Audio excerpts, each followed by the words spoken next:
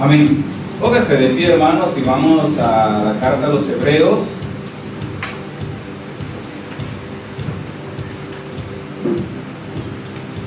Estamos yendo despacito en esta carta que es bastante, no le voy a decir complicada, tiene bastantes cosas muy interesantes.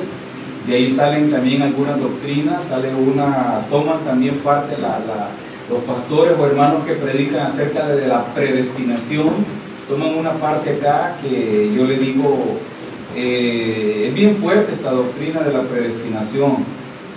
Vamos al capítulo 2, hermanos. Si se recuerda, leímos del versículo 5 en adelante. Hoy vamos a retomar el 10 y vamos a bajar hasta el 14, hermanos. Amén. Lo tiene, capítulo 2 del libro de Hebreos, del 10 al 14. Dice: porque convenía a aquel por cuya causa son todas las cosas y por quien todas las cosas subsisten, que habiendo de llevar muchos hijos a la gloria, se perfeccionase por aflicciones al autor de la salvación de ellos. 11.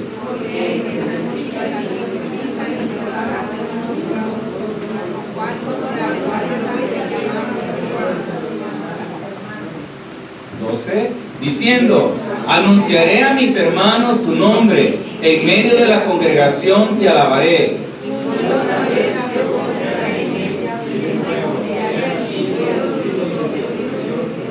Todos juntos al 14. Así que por cuanto los hijos participaron de carne y sangre, él también participó de lo mismo, para destruir por medio de la muerte al que tenía en medio de la muerte, esto es al diablo. Amén. Padre, gracias por tu palabra. La bendecimos, Señor amado. Suplico que seas tú hablando al corazón de cada uno de nosotros. Permíteme, Señor, poder transmitir esta palabra a mis hermanos, que sus corazones sean edificados, Padre. Así también oro, Señor, para que abra los oídos, abre la mente a cada uno de nosotros. Padre, que esta palabra no solamente llegue a nuestros oídos y se vaya, Señor, sino que también pueda quedar ahí, Señor, para crear vida, Señor, y que en el momento necesario esta palabra, Señor, pueda ser ejecutada en nosotros. Padre, oramos por ese crecimiento espiritual, por esa madurez espiritual en mis hermanos, Señor. Cuando éramos niños, dice el apóstol Pablo, habían cosas que no las entendíamos, que no nos gustaban, pero ahora que somos grandes, entendemos y tenemos la capacidad. Por lo tanto, oro, Señor, para que mis hermanos puedan crecer cada día, Dios, y que seas tú hablando a sus vidas. Así también oro que sea el Espíritu Santo, Señor, guiándome y permitiéndome predicar esta palabra. En el nombre de Jesús, amén y amén. Puede sentarse, hermano. Si usted se recuerda desde el capítulo 1 que hemos estado hablando, fíjense que el libro de Hebreos tiene una intención bien grande, y es hacerle entender a la gente o a la congregación de que Jesús es mayor que todo. Y eso usted dirá: sí, pastor, ya lo sé, ya lo entendí. Hermanos, óigame, Jesús es mayor que todo. Y cuando habla de esto, no es una cuestión que a usted le queda nada más: ah, sí, Jesús es mayor, y ahí se quedó. Hermanos, si Jesús es mayor, le está diciendo que es mayor que los ángeles, mayor que los patriarcas. ¿Se acuerdan que lo dijimos el miércoles pasado? Era mayor que los profetas.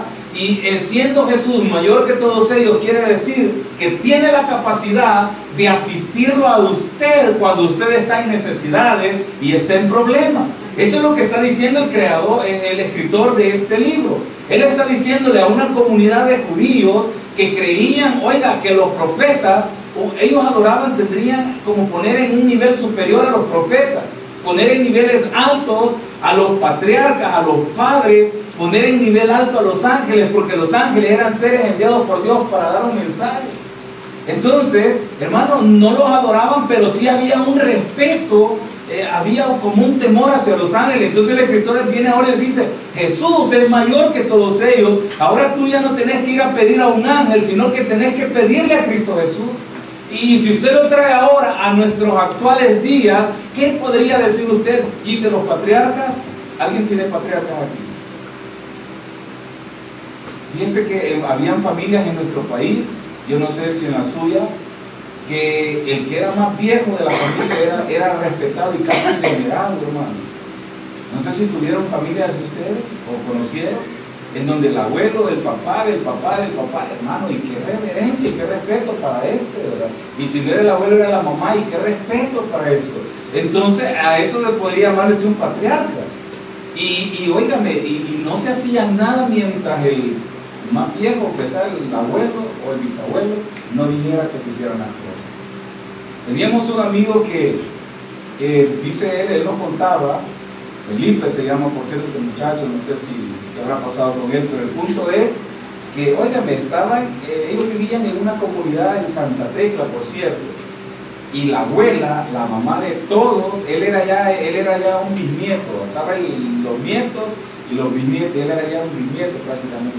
Ay, hermano, que la abuela, esta señora fuera a decir algo y nadie le hiciera caso. Hermano, se destruía, él decía, se destruía el universo completo. La cosa es que cuando esta señora se iba a morir, dice de que mandó a llamar a toda la banda de nietos, bisnietos y toda la gente, y le dieron un asiado, y eso con que le pegaban a los caballos. Dicen que los puso a todos en línea, y cada uno iba pasando, la señora la sentaba y le iba dando, obedecerle a tus papás. El otro, obedecerle a tus papás. Qué bonito, ¿verdad? Entonces era un respeto a esta señora que era ya la abuela para uno, para otro la bisabuela, hermano, pero un respeto, o sea, un nivel de respeto. Y muchas veces algunos no creían en el Evangelio porque esta señora era católica y somos católicos y católicos nos vamos a quedar. Yo no sé si usted conocerá gente que usted les habla del Evangelio ahora. No, mi abuela nos dejó aquí. Y ahí está, hermano. La pregunta es ¿por qué? Porque le dan valor a qué cosa, hermano. A la palabra de una abuelita, que el sacrificio que Jesús hizo en la cruz. Entonces el primer libro de Hebreos, el primer capítulo le está diciendo esto: Jesús es mayor que hasta las palabras o aquellas cosas que tu abuelita te dijo. Mire, gente que cree, no, es que a mí un ángel me habló un día. Aquí yo creo que no hay, hermano. Pero usted va con gente de afuera, mire, hermano, cuántas cosas han pasado feas y brutas, de gente que dice que en la noche estaban ellos orando o durmiendo y de repente un ángel se les apareció y les dijo: ese niño que está ahí en la cama es del diablo, se han levantado y lo han matado. ¿Quién oyó esa noticia en El Salvador, hermano? De una señora que estaba durmiendo y le dijo: ese niño era su hijo, hermano, y el ángel se le apareció y le dijo: es del diablo, tiene un demonio, es del demonio. Su hijo, que ella misma había dado a luz, hermano, ¿sabe qué hizo? Agarró un corno y lo agarró machetazos al bebé. Su hijo. ¿Quién le habló, hermano? Un ángel. La señora cristiana tiene una Biblia, o tenía una Biblia, no sé dónde está hoy. Hermano, ¿por qué muchas veces nuestro oído está puesto en otras cosas, en los consejos de amigos que nos dicen no, no hagas, sí, sí haga? Hermano, Cristo es mayor que todo. Eso es lo que está diciendo el capítulo 1. Cristo es mayor que todo. Incluso mayor que su trabajo, mayor que su esposo o su esposa. No voy a ir dejando al esposo por eso. Pero Cristo es mayor que hasta su trabajo, hermano. Que cuando el trabajo falla, ¿sabe qué pasa? Cristo no falla. Cuando el esposo falla, ¿sabe? Cristo no falla. Cuando la esposa falla, ¿sabe qué? Cristo no falla. Entonces, Él está hablando a esta comunidad de hebreos, de judíos, y les está diciendo: ya boten todas aquellas creencias en cosas que prácticamente no tienen valor. ¿Y sabe cuál era el problema? Que ellos habían creído en Cristo como usted y yo ahora. Creemos en Cristo, pero hay cosas que tienen, pareciera, más valor que lo que es el Evangelio. Mire, yo le decía el domingo a los hermanos, a los que le dan más valor irse a ver un partido de fútbol que venir al culto. Y usted va a decir: mira, vos crees en Dios, sí, le va a decir. Y Él es poderoso, sí. Y Él es primero, sí. ¿Y por qué estás aquí viendo el partido en vez de ir al culto? Un día una persona me había escrito algo a la hora del culto, y sabe que era bien escrito: mire, pastor, el hermano fulano ahorita está chateando conmigo, y yo no sé cómo vio que estaba chateando, y él me había dejado un mensaje ahí. Después del culto yo voy a este hermano, que por cierto ya no está acá, y digo: mire, hermano, me mandaron este mensaje que usted a la hora del culto, estábamos aquí en el culto y se estaba chateando. No, y empezó a decir un montón de cosas. No es cierto, no es cierto, no es cierto. Ahora yo le digo algo: cuando estamos en el culto, hermano, ¿qué se merece el valor o el respeto? ¿Verdad que usted sabe qué es el culto? Amén. Entonces es ahí donde viene la pregunta: ¿Cristo es mayor que todo, hermano?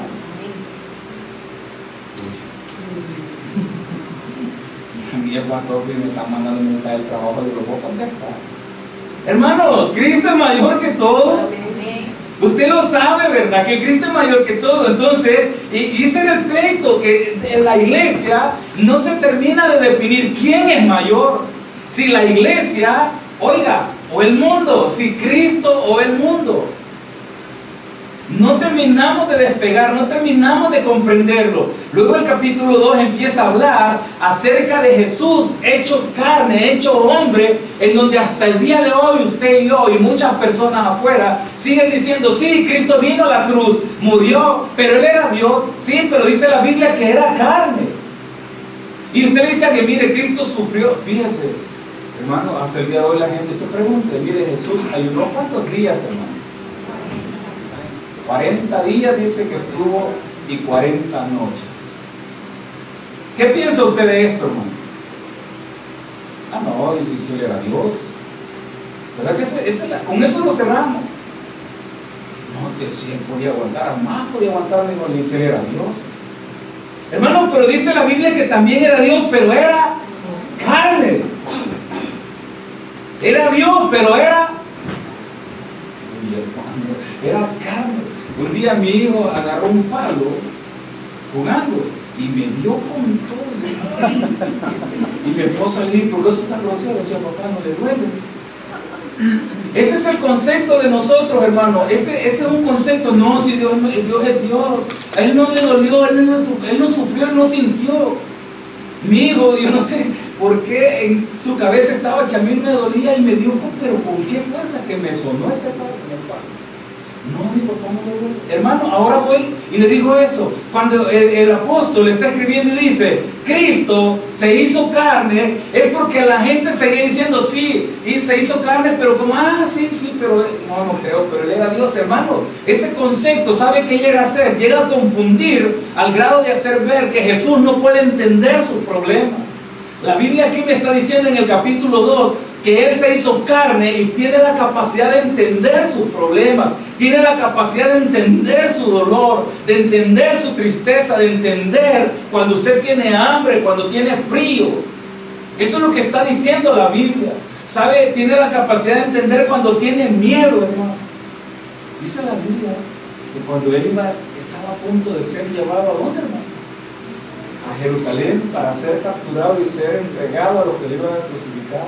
Dice que se fue a un lugar llamado Getsemaní. ¿Y se fue a qué, hermanos? A orar.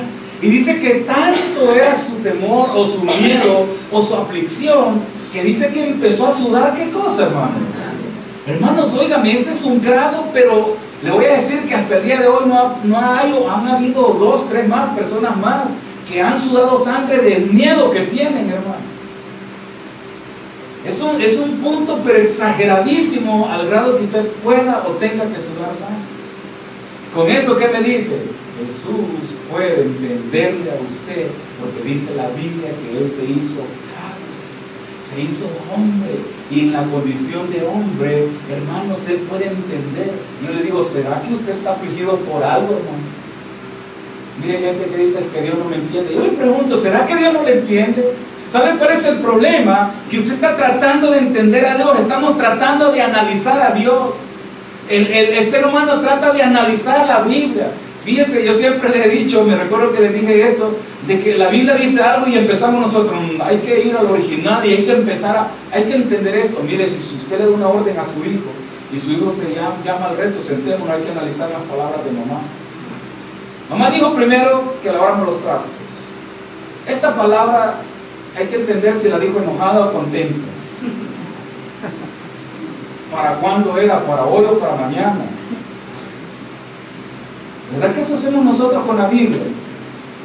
Fíjense que aquí hay una parte en el versículo 9 del capítulo 2, vea lo que está diciendo. Pero vemos a aquel que fue hecho, que dice, hermano, un poco menor que los ángeles, o sea, humano, a Jesús, coronado de gloria y de honra, a causa del padecimiento de la muerte, para que por la gracia de Dios gustase la muerte. ¿Para quién, hermano? Para todos. Y ellos empiezan a pelear a los que hablan de la predestinación. No era para todos. Ahora yo le pregunto a usted, hermanos, ¿el sacrificio de Jesús en la cruz era para todos o solo para unos cuantos? Y ahí está la trivia, hermano. Y estamos nosotros tratando de analizar, ¿saben cuál es el problema? No toda la gente quiere de Cristo, incluyendo los cristianos. El cristiano está tratando de analizar y de saber si me conviene o no me conviene, si me gusta o no me gusta. Estamos tratando, pero es que esto anula, hermano. La palabra de Dios es para todas, es para que todos oigamos. La salvación es para todas las personas, dice la Biblia, pero no todos quieren ser salvos. Cuando habla de que a muchos se les llama, ¿a cuántos se les evangeliza, hermano? A muchos. Mire, cuando habla, decía este pastor, si la palabra de Dios es para todos, ¿por qué no todos vienen al evangelio? Si la palabra de Dios es para todos, ¿por qué todos? Porque cuando decimos todos, ¿cuánto incluye, hermano? ¿Verdad que cantidades, el planeta completo? ¿Por qué no vienen todos al evangelio? Porque muchos son los llamados y pocos son los que quieren de Cristo. Es lo mismo dentro de la iglesia. Dios todos los días está tocando su corazón con la palabra. Todos los días está hablando a su vida con la palabra. En las noches Dios nos habla, hermano. Cuando usted se acuesta, no hay aquella voz que le dice, no has orado. No la oye. ¿Verdad que la oímos? No ha leído la Biblia. Hoy la respuesta que diste, hermano. Entonces, aquí en el versículo 9 del capítulo 2 está hablando, perdón, el tema está en el 5, dice el autor de la salvación. Yo le digo ahora, ¿será que habrá otros medios y métodos de salvación, hermano? No lo hay. Lo sabemos usted y yo desde que estamos en la iglesia y somos cristianos. Pero usted y yo pensamos y seguimos trabajando con métodos arruinados, oiga, que no nos dan o no nos traen a la salvación de Cristo. Hacemos cosas que sabemos que lejos de agregar a la salvación, no es que usted tenga que agregarle algo a su salvación, sino que me refiero a los cambios que causa la salvación en nuestra vida. Mire, una persona que ha sido salva, oiga, su vida es transformada. Yo le decía a usted la vez pasada que cuando usted va a la escuela, hermano, y cada año, ¿qué va haciendo? ¿Verdad que va pasando de nivel? Esa es la escuela, hermano, porque si usted va a la escuela y siempre está en el mismo, en primero, ¿cuántos años lleva? 10 años en primer grado. Hermano, muchos de nosotros dentro de la iglesia estamos, ¿cuánto tiempo? ¿Verdad que estamos en lo mismo? Es que nadie me ama. Hermano, ya es la época que usted tendría que tener la capacidad y la madurez de amar a aquellos que son inmaduros dentro de la casa de Dios. Cuando usted conoce el evangelio, usted no tendría que ser una persona que se quiebra con todo. Mire, hermano, el cristal, yo la vez pasada le hice la comparación del cristal y el vidrio. El cristal se puede quebrar hasta con la vibración de un sonido fuerte. El vidrio no. Usted pone una bocina fuerte con un bajo fuerte a un cristal, hermano, un montón de copa, usted se la echa. Me acuerdo que ahí donde trabajaba había un montón de lugares donde estaba un montón de copas colgadas en la silla, había una cuestión de cantidad de copas. Y cuando habían eventos grandes y ponían la música y empezaba a sonar, empezaban todas las copas, ¡plim, plim, plim! ¿Qué hacíamos nosotros? Empezamos a bajar y a separar, porque la vibración de eso, hermano, muchas veces quebraba las cosas. ¿Saben qué? Muchas veces dentro de la iglesia nosotros nos quebramos con facilidad. Hermanos, tendríamos que tener ya una madurez, tener un crecimiento fuerte, un carácter de cristiano, un carácter, hermano, donde reprender aquellas tonterías que muchas veces nos están dañando dentro de la iglesia. Le damos espacio al enemigo que entre en nuestra vida estando aún dentro de la iglesia. Dejamos que el enemigo nos predique, dejamos la predicación de un lado y tomamos aquellas malas miradas que muchas veces dentro de la iglesia alguien nos está haciendo. Miren, el matrimonio, hermano, ese es el lugar donde usted se purifica, hermano. ¿Sabía? El matrimonio es donde usted bota todos sus pecados, hermano. Si allí no se hace santo es porque usted no quiso. Dice, oiga, yo sé que en un río, yo les contaba, usted echa una piedra toda áspera. Yo les hice una pregunta, ¿por qué en los ríos todas las piedras son de un municipio? ¿Verdad que piedra con piedra se lima? Y usted va a buscar todas las piedritas, unas chiquitas, otras grandes, pero todas son visitas. Echa una piedra toda monstrua ahí, ¿verdad? Con el paso de no sé cuántos años usted la haya bien lisita, porque el mismo juego de piedras la lisa. Entonces, hermanos, en el Evangelio, Dios quiere que nuestro carácter sea formado a través de hermano a hermano, no de golpearnos e insultarnos. Entonces ahora voy más a él, decía, en el matrimonio, dice, hermano, ya estamos ahí, ¿verdad? ¿Qué cree que tiene que pasar ahí, hermano? A la hora de la cocinada, a la hora de dormir, a la hora de lavar la ropa. No, a mí me gusta bien este lado. No, a mí aquí, hasta con eso de pelea, ¿verdad? La comida, hermano, no, con cebolla, sin cebolla, frío, caliente, tostado, rebotón el huevo, ¿qué más? Hermano, todo esto parece chiste, pero vean lo que habla la palabra de Dios. Dios a través de Jesús nos forma, y el proceso de formación, hermano, no solamente es que usted viene a la iglesia y ahora le dice todo, aleluya, hermano, gloria a Dios. No, hermano, cambia mi carácter diario. Por eso habla de que Jesús es la salvación, es el método de salvación. Y dicen entonces en el versículo 9 que por medio de Jesús, dice, oiga, hermano, usted y yo somos salvos, hemos sido salvados. Pero viene otro punto: Jesús tuvo que sufrir la muerte para darnos salvación. Jesús tuvo que gustar la muerte. Mira, hermano, a alguien le gusta la muerte, ni la conoce, ¿verdad? Y el día que llegue va a ser la única vez que llegó y no. Hermano, óigame, Jesús dice que Él conocía la muerte. Es más, Él creó la muerte.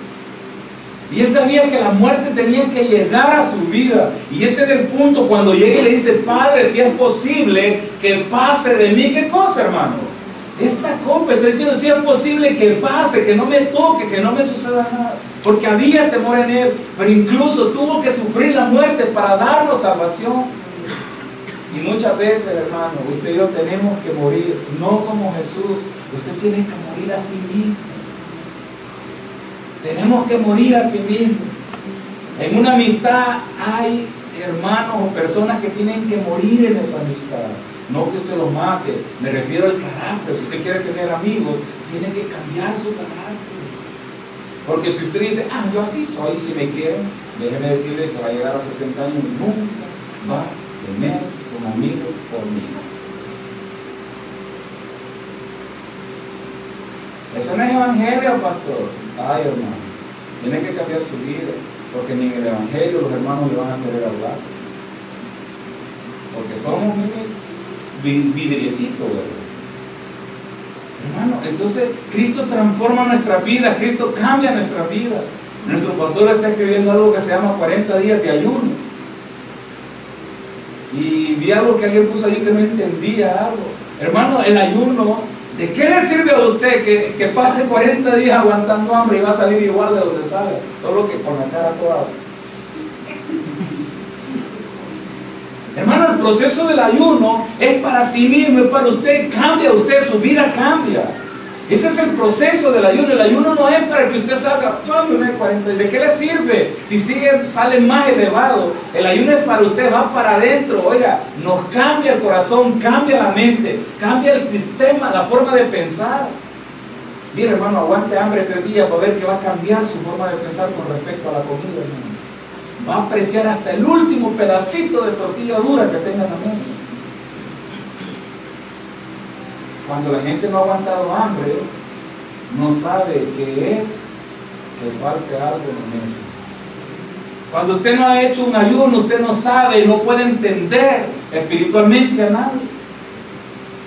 Es necesario que hagamos ayuno. Y oiga, le repito, el ayuno no es para que usted le doble la mano a Dios, ¿verdad? Señor, voy a hacer un ayuno de 40 días para que me deje el carro usted. ¿Y usted cree que le está doblando el brazo a Dios? Y después del ayuno, vaya, hijo, aquí está el carro, me ganas. Ay, no, Dios me lo va a dar nada. Porque el ayuno es para usted. El ayuno es para que usted cambie. El ayuno es para que su vida sea diferente. Que si usted era pleitisto, ese momento de ayuno, ¿sabe para qué sirve? Para que usted se meta en oración con Dios, empiece un contacto con Dios, empiece a hablar con Él. Y el no pensar en la comida le concentre en Cristo. Pero lo que nos gusta comer, ¿en qué pensamos siempre, hermano? ¿Verdad que en la comida, hermanos, acaba de desayunar y está pensando en el almuerzo? ¿Se ha fijado? Y está almorzando cuando está pensando en la cena. ¿Y qué voy a hacer de cena? Se apenas está almorzando, hermano.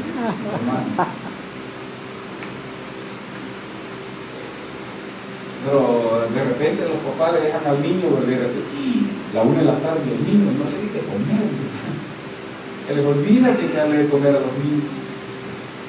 Hermano, entonces le digo, dice que Cristo tuvo que gustar la muerte para que todos pudiesen ser salvos. Vea lo que dice el 10, porque convenía a aquel por cuya causa son todas las cosas y por quien todas las cosas subsisten, que habiendo de llevar a muchos hijos a la gloria, perfeccionase por aflicciones al autor de la salvación.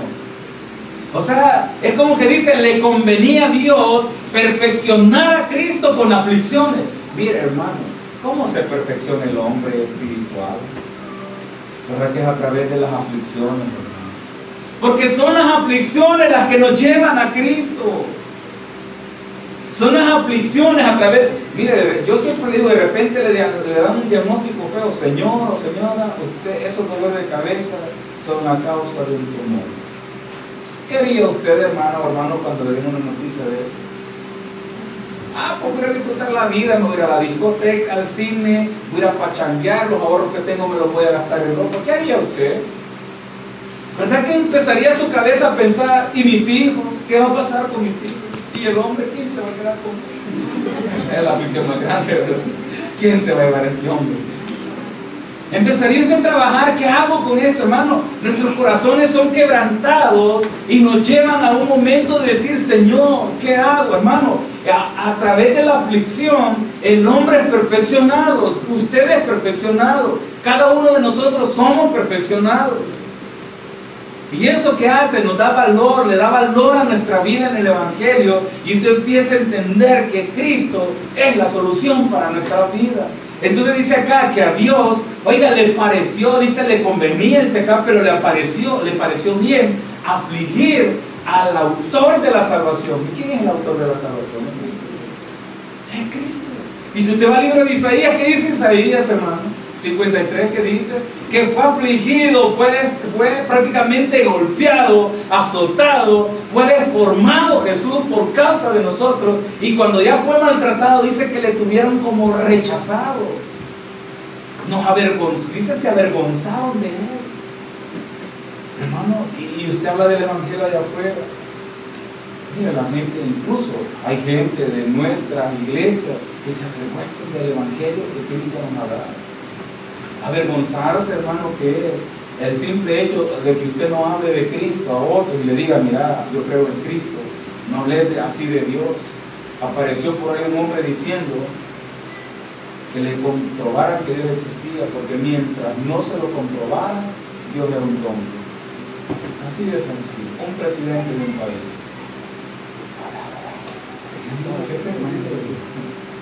¿Qué terrible? Esa es la necesidad del hombre. La necesidad del hombre es seguir actuando, haciendo las cosas equivocadas, sabiendo que nos están dañando y sabiendo que existe un buen camino llamado Jesús.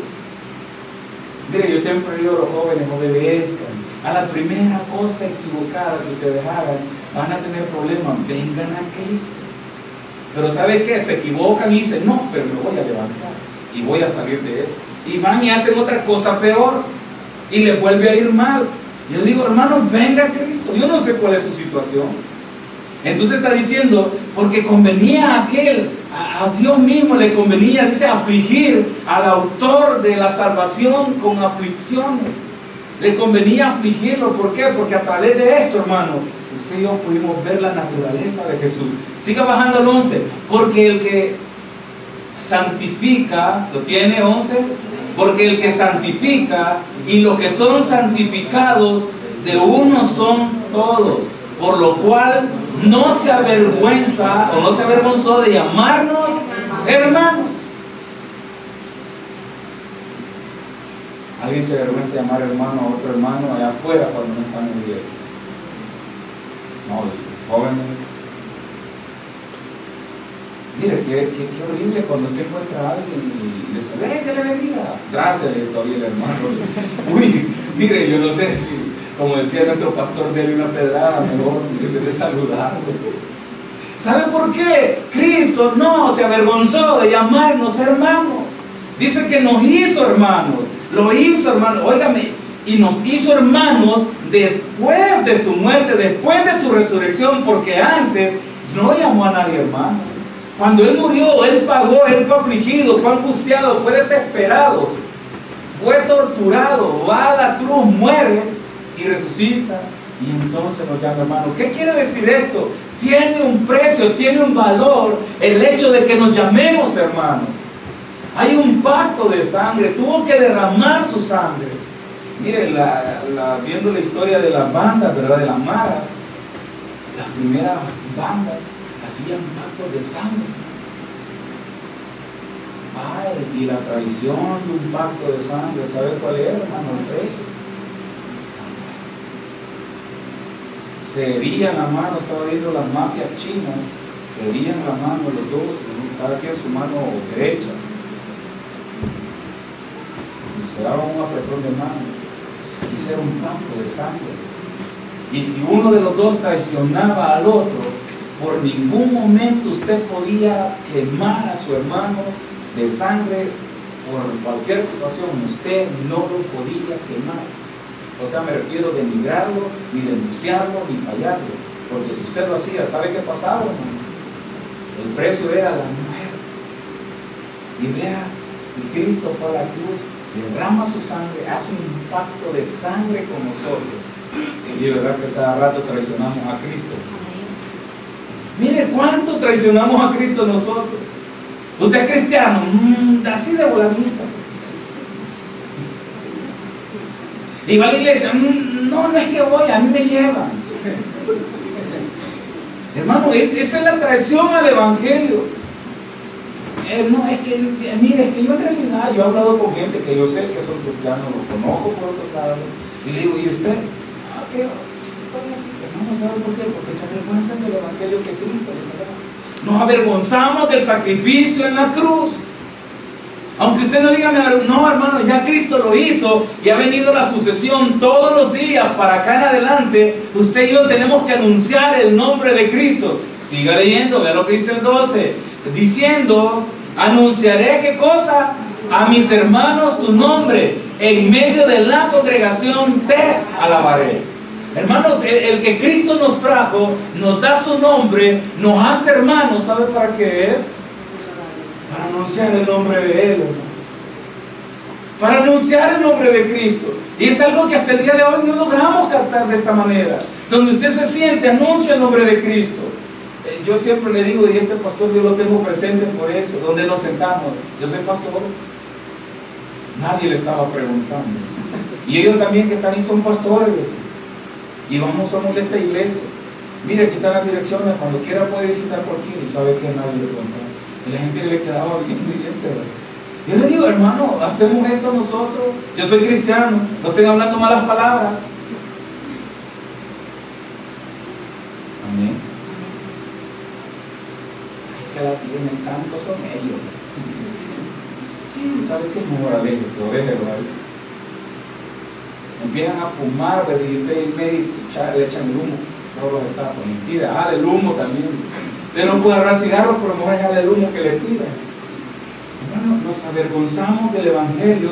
Y luego dice el 3, está diciendo el escritor, hermano, no digo usted. 13, y otra vez, y yo confirmaré, ¿qué dice, hermano?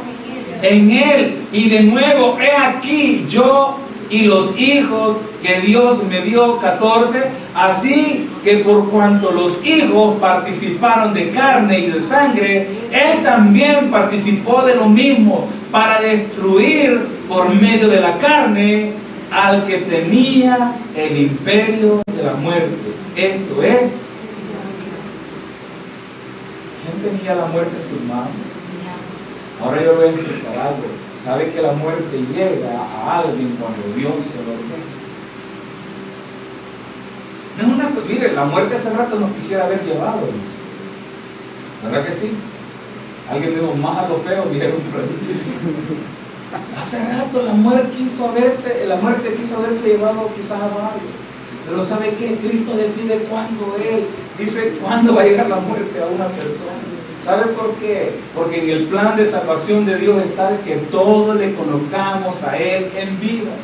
Yo le decía hace unos miércoles atrás, ¿por qué estamos en este lugar? ¿Por qué predicamos el Evangelio? ¿Por qué oramos, hermano? ¿Por qué hace usted las cosas? Las hacemos por convicción, porque sabemos que hay alguien que pagó por nosotros y ahora ¿qué nos toca a nosotros? Agradecerle a Él todos los días lo que hizo en la cruz del Calvario. ¿Qué le queda a usted, hermano? Servirle a Él. ¿De qué manera? De la mejor manera, con el corazón contento.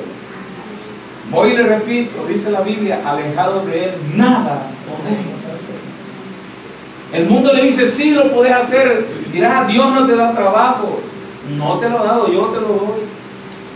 ¿Sabe qué, hermano? Hasta el mismo diablo le sirve a Cristo. El hombre no lo logra entender. Si usted está aquí, usted está en la iglesia, debe de saber algo, hermano. De que alejados de Cristo nada podemos hacer. Nada podemos hacer. Y si usted cree que lo puede hacer, déjeme decirle, el tiempo es corto.